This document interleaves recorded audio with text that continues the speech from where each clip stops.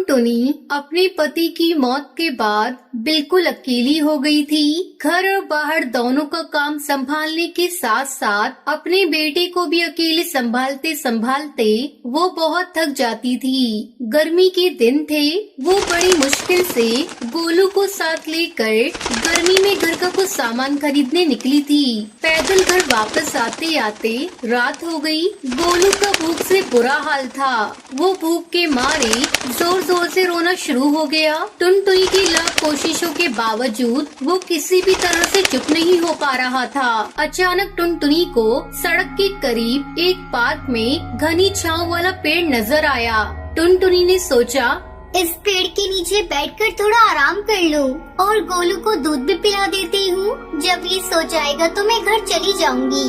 गोलू को दूध पिलाते हुए अभी टुनटुनी को थोड़ा वक्त ही गुजरा था कि उसे किसी बच्ची की हंसने की आवाज आई।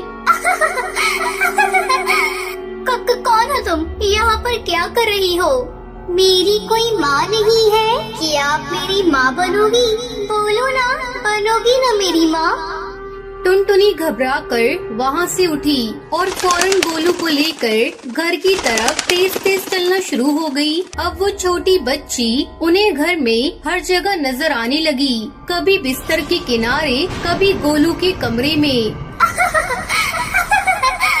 टुनटुनी का खौफ से बुरा हाल था। अब वो गोलू की देखभाल भी ठीक से नहीं कर पाती थी, क्योंकि वो खौफ से अपना दिमागी संतुलन दिन पर दिन खोती जा रही थी। अक्सर गोलू भूख से घंटों रोता रहता था और टुनटुनी को खबर तक नहीं होती थी। वो खामोश कमरे के किसी कोने में छुप के बैठी रहती थी।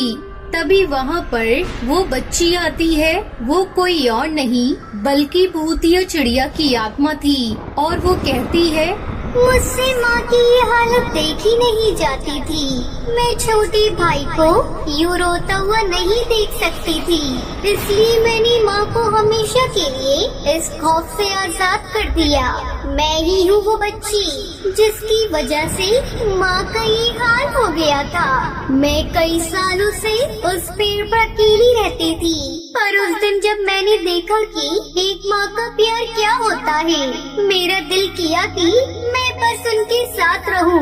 मुझे भी वो उसी तरह प्यार करे जैसे वो अपने बच्चे से करती है। इसलिए मैं उस रात उनके साथ घर आ गई ताकि मैं हमेशा उनके साथ रहूं।